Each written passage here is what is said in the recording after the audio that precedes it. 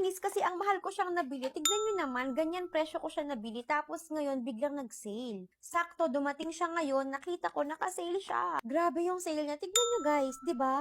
Ang layo ng difference sa price na nakuha ko. Hinayang lang ako kasi ang laki ng difference eh. Kala ko naman, grabe na yung discount nung nabili ko siya. Pero mas grabe pala ngayon. Ay naku, wala naman akong magagawa dyan. Anyway, pang third bottle ko na. Eto na yung mga naubos kong bottle. Yes, pang third bottle ko na to. 5.5 months na akong gumagamit nito. Isang bote, tumatagal sa akin ng mga 1.5 months. Minsan naman 2 months. Depende sa dami ng pump ko. Girls, kung hanggang ngayon, scented soap pa rin yung gamit nyo, mababangong panghugas pa rin. Yung mga ganyang scented kasi nakaka-disrupt yan ng natural pH level natin. Kaya minsan, no, nagkakaroon tayo ng fishy smell, bad odor talaga, unusual discharge, and grayish na, greenish and yellowish discharge. Actually, mga factor niyan, bacterial imbalance, tapos poor hygiene talaga. Ganyan yung problema ko dati. And hindi ko din talaga alam na meron palang panghugas na may probiotics. Ang alam ko lang kasi probiotics iniinom lang, pang tiyan lang siya. Meron palang probiotics para sa ating kifi. Normal naman yung scent na medyo musky. Ating kifi meron talaga natural scent yan. Yung medyo musky yung amoy, pero hindi normal yung medyo malansa talaga siya. Discover ko to. Ito, nakakatatlong bote na ako. Wala siyang amoy, unscented lang to, no alcohol, no parabens, very gentle to use. Foaming wash, may probiotics to balance our pH level. Tipid siyang gamitin for me kasi foam na siya eh. Pag pinump mo, foam na yung lalabas. Hindi mo na siya kailangan ihalo sa water para